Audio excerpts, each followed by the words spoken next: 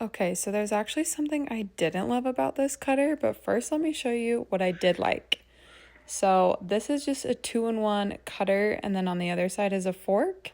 And this is our first time using it. My sister is cutting right here. And obviously we learned from just doing the first layer to just kind of cut in the cuts you had made previously. She was kind of going over a little bit and creating that little thin layer in between each cut. You obviously do have to kind of guide this cutter down. It does go pretty smooth, but sometimes it can get stuck on the previous pieces it has cut. But once you cut one side all the way down, then you just rotate the watermelon and cut the opposite way just to create those cubes. A few pieces did start kind of coming out. And then, yeah, you just kind of move this middle piece over to hide that cutter, and then you can just use the fork and take a bite. I do feel like this would be really nice to have if you were camping or just outdoors, but I understand the ease of having this 2-in-1.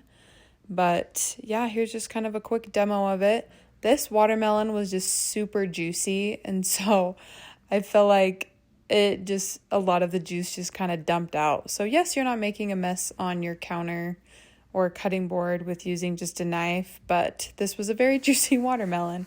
And then you just keep moving down each layer in the watermelon to just get more pieces out.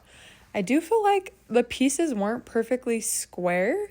They were kind of thinner, and we were trying to cut down as deep as we could go.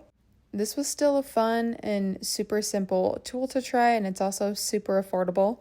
So with it being summertime and just watermelon season, I feel like my family, we love watermelon. So I feel like we get a watermelon every week or every other week. And sometimes cutting a watermelon isn't always the most fun to do. So having this cutter does make it convenient to just be able to slice through it and just kind of move down layer by layer. And it obviously does kind of help not make a big mess on your counter.